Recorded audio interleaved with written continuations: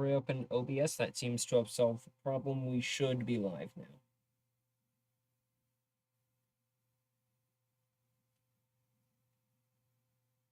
All right.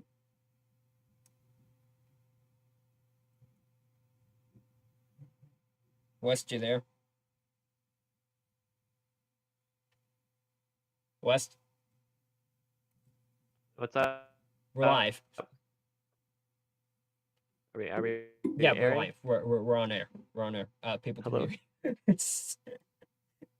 Oh, okay. Let's go. All right. All right. Here I need to know. All right. I'm gonna go and ping the Westfield Broadcasting Discord again. Here.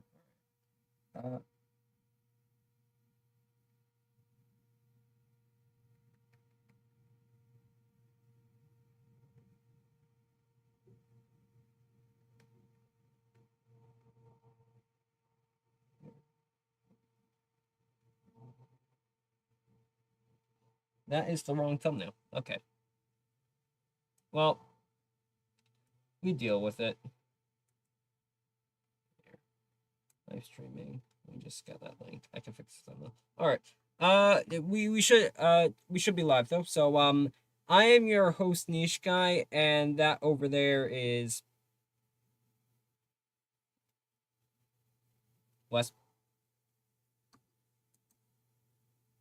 Hey. Hi. So that over there is Westray, and this is the WBC special election broadcast. Thank you for tuning in. So counting has begun. And we are currently awaiting for the results. West, what do you think the results are going to be for Parliament?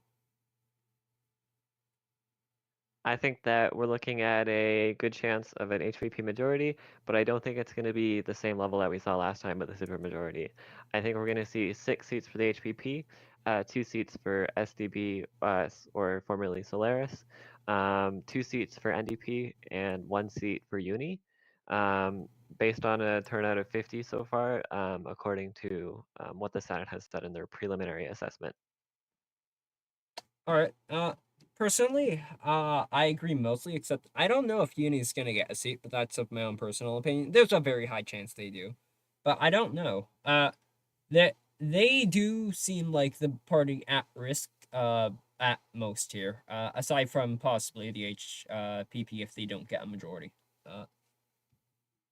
Here. What do you think the Constitution turnout's gonna be? The Constitution turnout? Well, I think it's going to be probably similar to what the current voting turnout is. I'm sure some people might have only voted on page 2, so I'm going to go for an estimate based on the preliminary assessment of 50, probably 45 people have voted for the Constitution. Of that, 90% voted yes and 10% voted no. All right. I'm gonna say 97% voted yes and 3% voted no. But either or, we Very both believe wide. that it's gonna pass. Like, I think it's a general conclusion among basically everyone that the Constitution is going to pass, and that not a lot's gonna change that.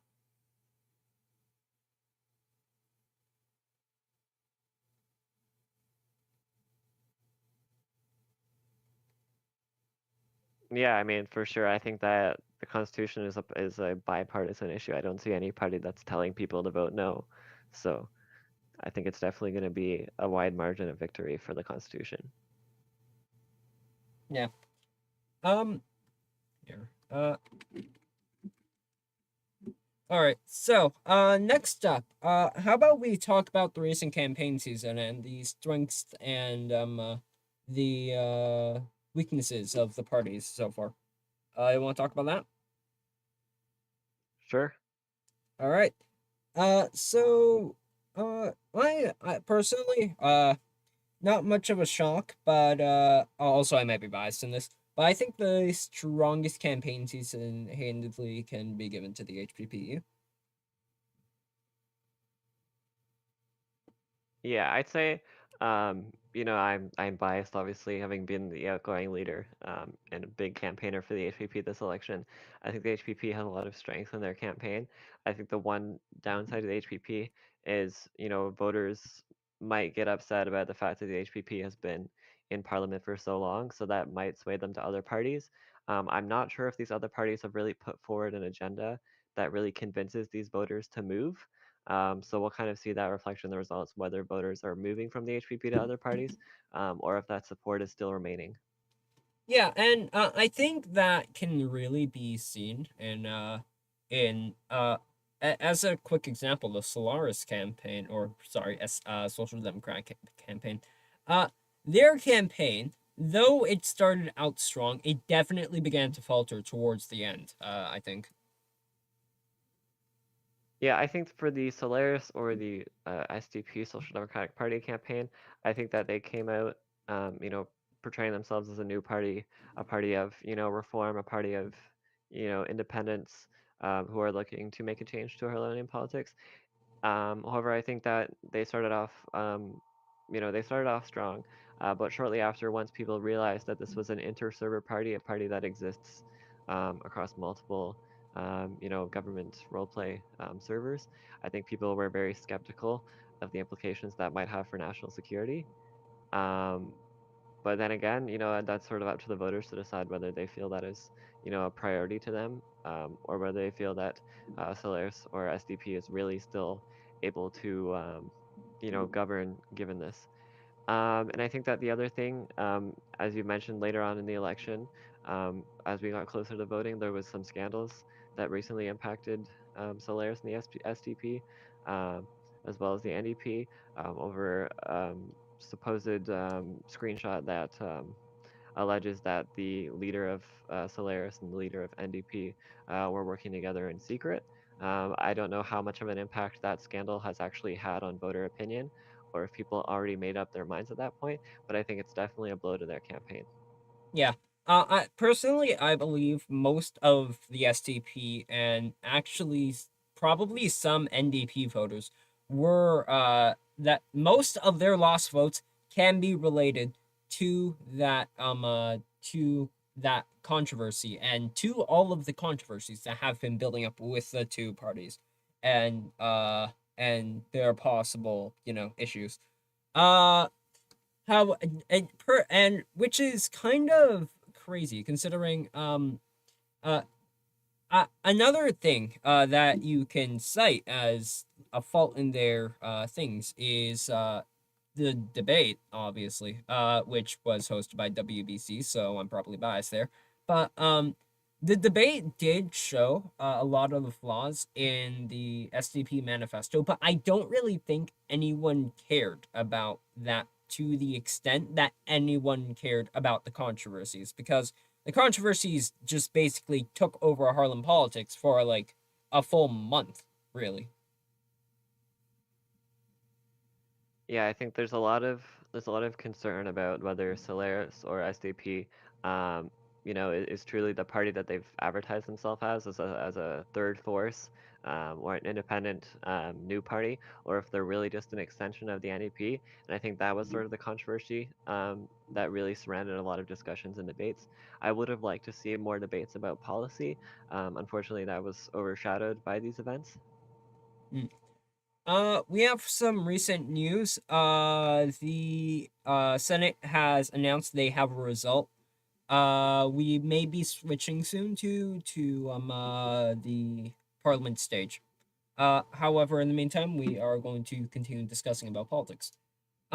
So another campaign that I think probably could have been strong, but was very did not do very well is Uni.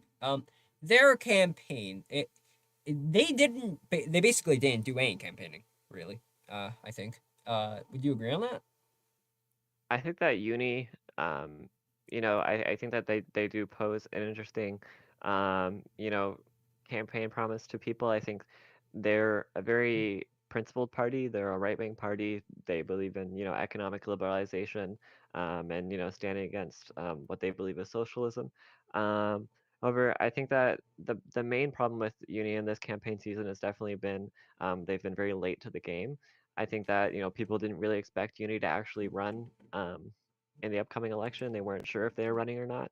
I think that there wasn't much of a presence ahead of voting. So I mean, perhaps Uni will still perform well. People might align with their values. I just think that the big fault to them is that they did not start campaigning early enough. I completely agree. Uni, like, they had such a late start, and most surveys that were conducted prior to the election, I believe, did not even include them as a result. Uh Here. I think that might be the, yeah, he's on the stage now, so we might All want to right, move all right. to We are going to switch now to the election results. Here. Here.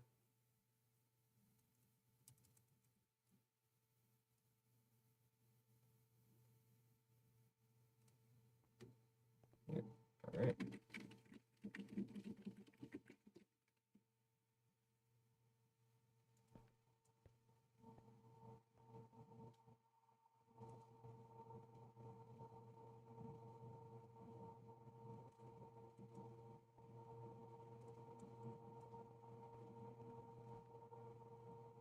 All right. Moving to position. Do you think we should mute in the meantime, or? yeah, maybe just All right. Actually, I may need to stay unmuted as you can't really see chat at the moment. I forgot to enable that, so I am probably gonna have to actually announce the results here. all right.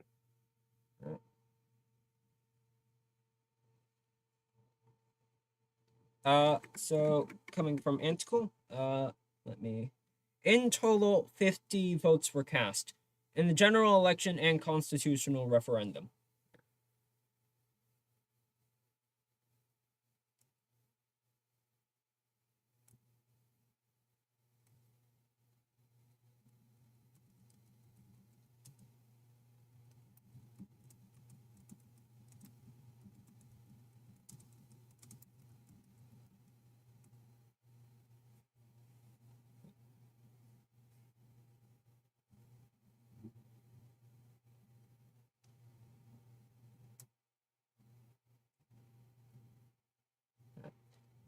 As well as 5 spoiled votes not included in the count.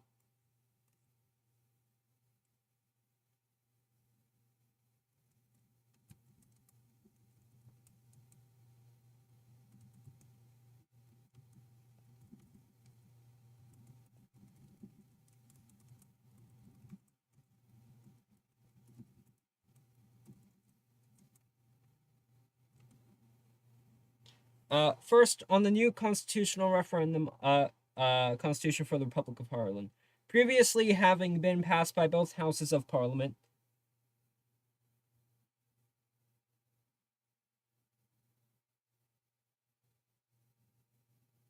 It has gathered the public's approval with 43 votes cast in favor, equaling 89.58% in favor. Ireland will be reformed into a republic.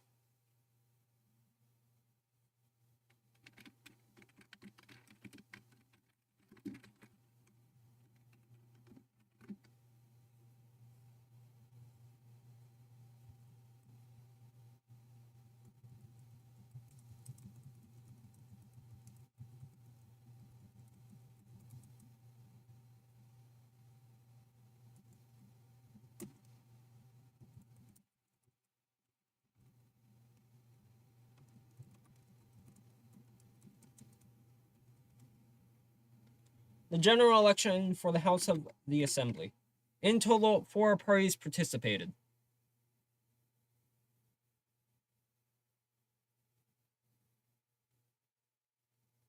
I should just quickly clarify, in order to have a majority, a party needs to get at least 25 votes.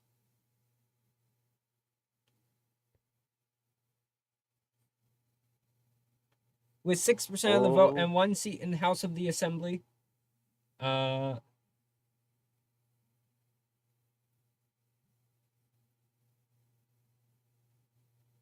Uni, the United Values of Harlan. In total, they received 3 votes.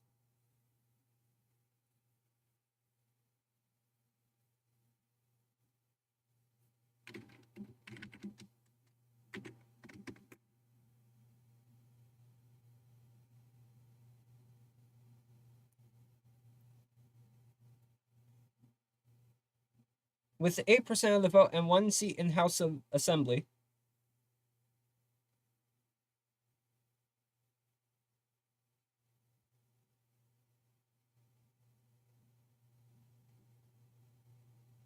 SDP, Social Democratic Party. In total, they received 4 votes.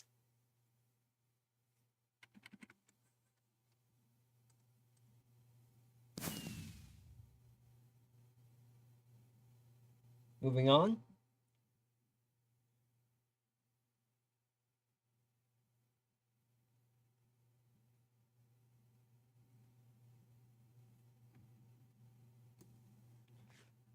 With 20% of the vote and hence 2 seats in the House of Assembly.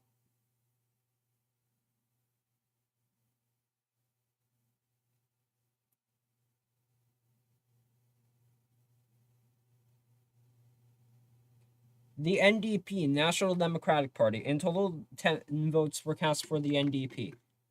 This does mean that a HPP majority has been secured within the House of Assembly, containing 7 seats.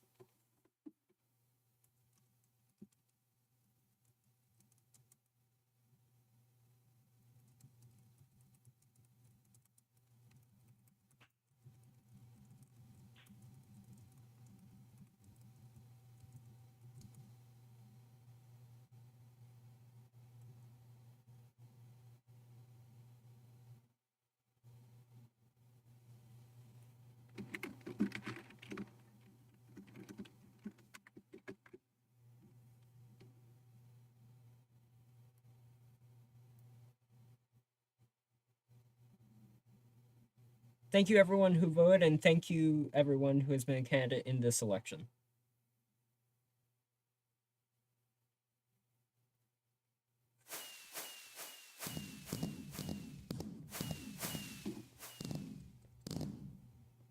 All right.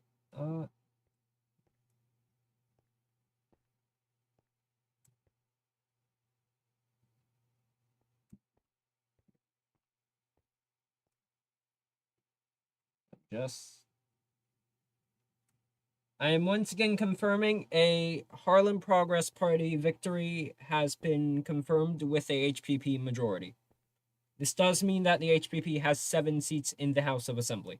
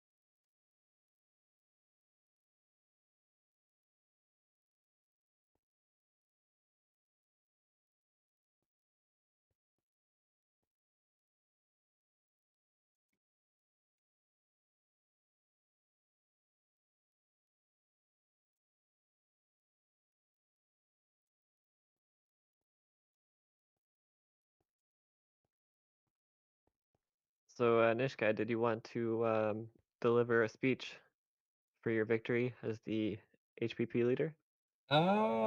Sure. Do you think I should go onto the stage or I should go somewhere else? Whatever you think is appropriate. Maybe a VC.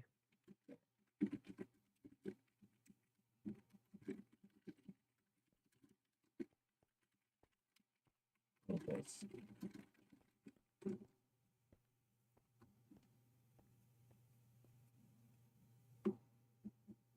All right. And has said I can go onto the stage and deliver a victory speech. Here. Let me just.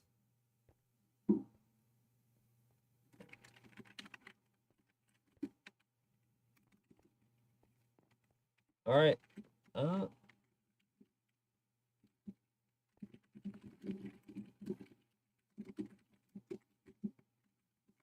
Do you think I should say it purely in VC or also in game chat? Ow. VC and in-game chat, maybe? I don't know. All right. Here.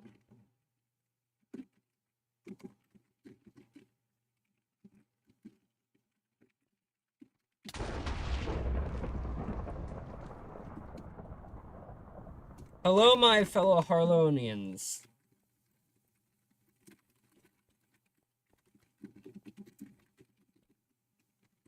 It looks like the people have spoken. I am up here on this stage again at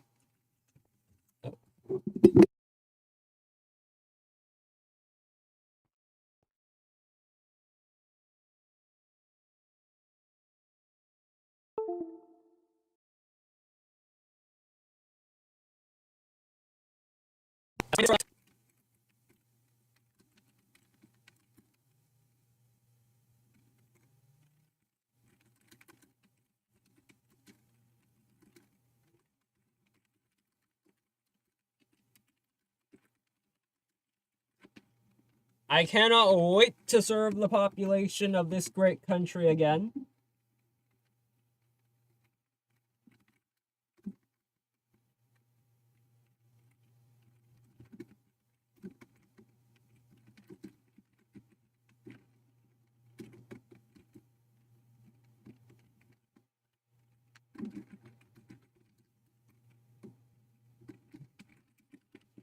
I should state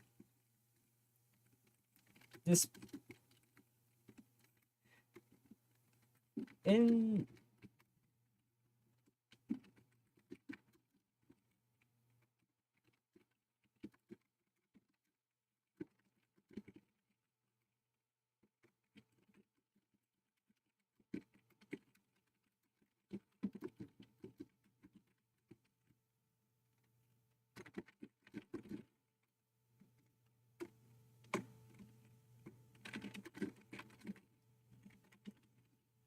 in April of 2022, when we were elected, despite having sorry, I meant to put when we weren't elected, despite having the most support, did the HPP yield? No.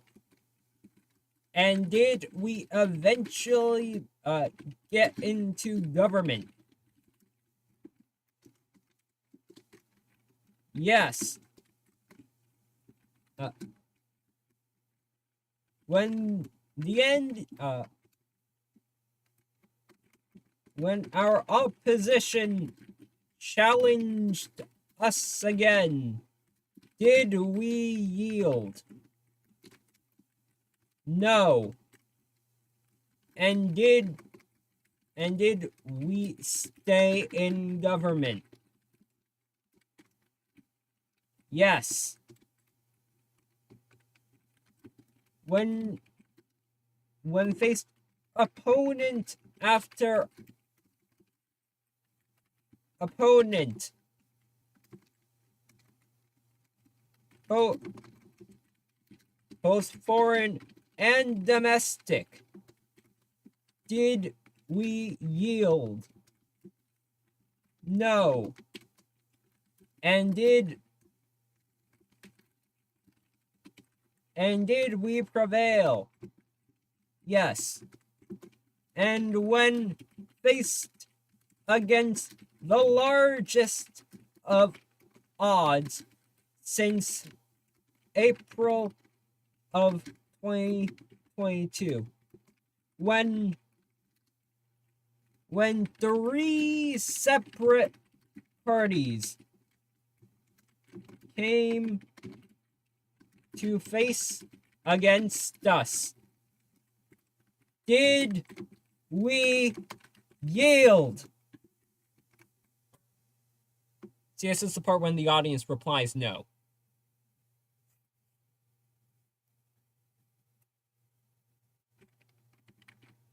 No.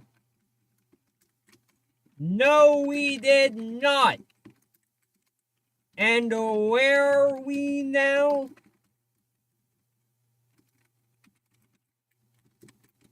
On this stage, speaking to you.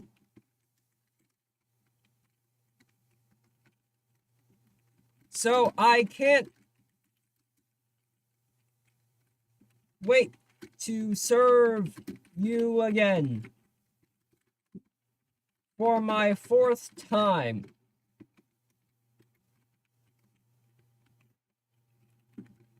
Thank you for having me.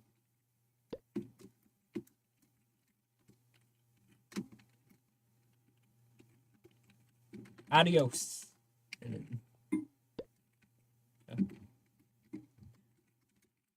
And now skedaddle away. Oh yeah, we also need to elect the president and speaker, don't we? Are you still streaming? Yes, I am. Here. Can we do an after talk at the studio? Or do you need to go? Me? I'm probably gonna head off soon, but. All right. Do you think you have Congratulations. 5 minutes? Yeah, 5 minutes. All right. Here. Let me.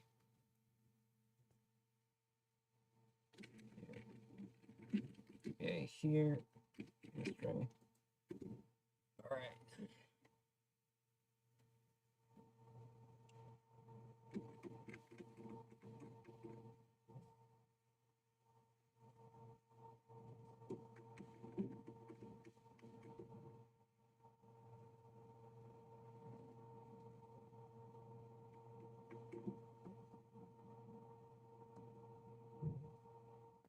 All right, so, welcome, folks, to our after broadcast. We are going to cover what just happened. So, first of all, let's go up for the Republic. That's gonna happen. Not that big of a shock. What is a big of a shock is that the SDP only got 1 seat. I think that was a major uproar. US. Yeah, I think, when it comes down to the results of this election, we've seen an increase in turnout, which is always a positive for our country. There was a greater turnout last year in April. However, in the recent election in October, there was only about 34 votes. So 50 votes is a huge increase in turnout. So I'm really proud of everyone who's turned out to vote, whether you voted for UNI, HPP, SDP, NDP, whatever party that you voted for. The fact that you voted and made your voice count was really important. We saw here the HPP decisive victory and a majority and a seat-proof majority. So they got a majority +1. Well, last election they did win 8 seats and they've only won 7 this election. There was more competition in this election. Last election was only a 3-party race, whereas this election was a 4-party race. So I think that this is probably a win for the HPP for sure.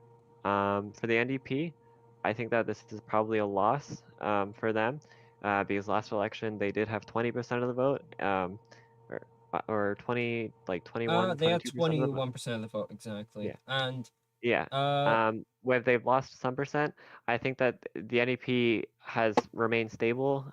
I guess in terms of, I was reading it wrong. So yeah, and the NDP is the one that sort of remains stable in their votes. Like they've kept 2 seats. They're consistent. They haven't made any gains, but they also haven't lost anything either. So I think that the NDP is still showing strength. Um, and we also have to consider that the SDP, they came in swinging. They thought they were going to be strong. Um, they were claiming that they were the third force, and I think that they really didn't show up to vote for some reason. So 4 votes, 8% of the vote is not very good for a party that was really promoting themselves. I was really predicting that SGP would take over as the second biggest party, but I guess this election that was not the case. yeah, And then Uni, I'd say it's a victory for Uni. As I said, they came into the campaign late. They've managed to keep their 1 seat that they had before, just with the new leader, Harry Dev. Um, Otherwise, yeah, I'd say definitely a victory for the HPP. I think NDP and Uni have their small victories as well. I think they were able to keep their seats, which is a really positive thing for their party. They weren't able to make gains, but they were able to stay at what they were before. And SDP, of course, um, they did not perform as well as they could have. But at the same time, this is their first election, so who knows what the future holds. all right. I completely agree. However, there is one thing I don't think a lot of people are gonna remember. The NDP, uh, they claimed their goal was 16 votes. They only got 10. That must be very, very hard for Chocolate to take, especially for a third rematch against the same politician.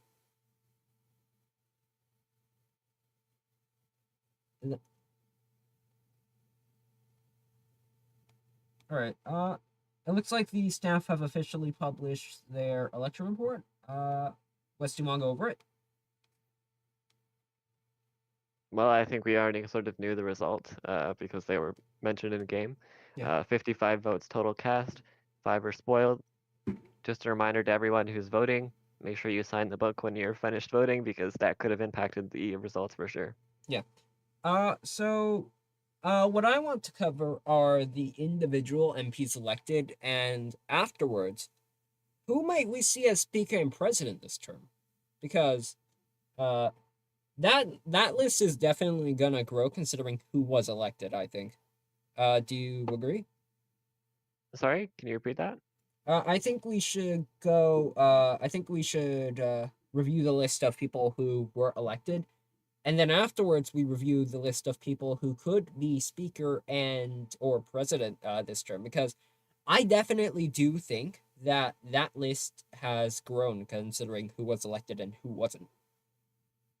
I think that my guess for president, I think that for the NDP sponsored, will either be Golden Portal. I think that they might consider further um, presidential candidate just because Golden Portal, he was their last candidate on the list, but at the same time, Golden Portal is, a longtime senior political figure in NDP, and people say that he still calls the shots to some extent.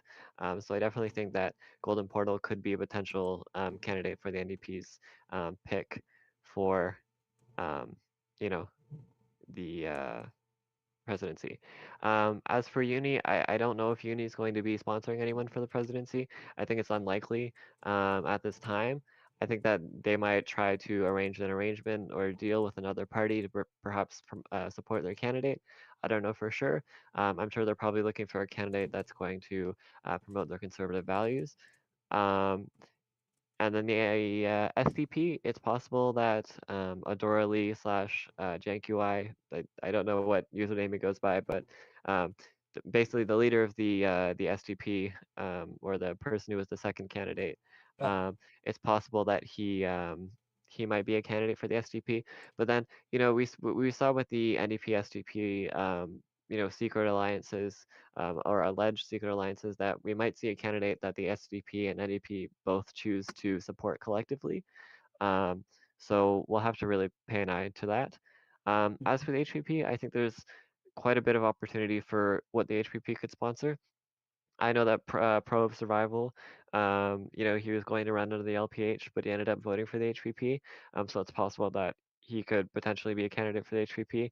I also think that, we have longtime political, you know, political senior political figures, such as Nexelin, that might also try to go for the top seat as president. So I think it really depends on how the HPP chooses to approach it. I'm assuming this based on their charter, it's probably going to be a primary, and whether the HPP will be able to put forward a candidate that gets enough support with Parliament, we get to see. Yeah. Uh, I do agree. So as per I believe the law states that the first prime minister is going to be elected by parliament because the position is currently vacant. So that should happen at the first session. Uh, I'm assuming a motion is going to be tabled, which states who people want to back for the first president.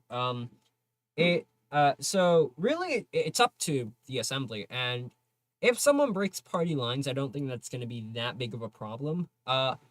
But as it currently looks like that the HPP is just basically going to be the deciding figure for who's president and speaker. Actually, forgot to cover that. Whoever speak this position of speaker, I'm thinking is probably going to go to a MP who was not elected. So the HPP is probably going to back someone along the lines of Swift, Nex, or Tim, and the NDP could probably back someone like Liam Chan for Speaker and the Golden Poll for President, and the SDP they are probably gonna either back the HPP candidate or the NDP candidate. If I'm being honest, I don't really see Bankoso being backed for Speaker. And for Uni, they could back Sturgish, but I don't know if that's gonna happen. Which makes me wonder who is Uni gonna vote for? Because they have previously stated that they are not willing to cooperate with the other parties. I think that when it comes down to it, they might be an abstain in the speaker vote. I think the president vote, they'll be more interested in supporting a candidate that most aligns with their values. I think that it's going to be interesting as to because the HPP is such a big tent party, depending on what kind of person that we run as our president, the HPP, we might see uni support for that presidential candidate, or we might see uni support for another presidential candidate. I think it'll definitely depend on the specific ideologies of the presidential candidate. I think the difference that we have here is party lines might not always apply in this presidential election. Of course, there's only 11 people voting, the 11 members of parliament, but we might see some division within the HPP, or we might see, some unity between parties to unite over a candidate.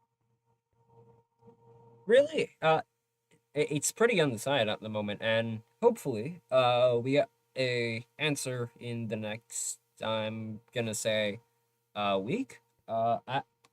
We don't. Dirt should be presiding over. Sorry, no. Actually, it might be the Senate president. I think. The Senate president might be backing the.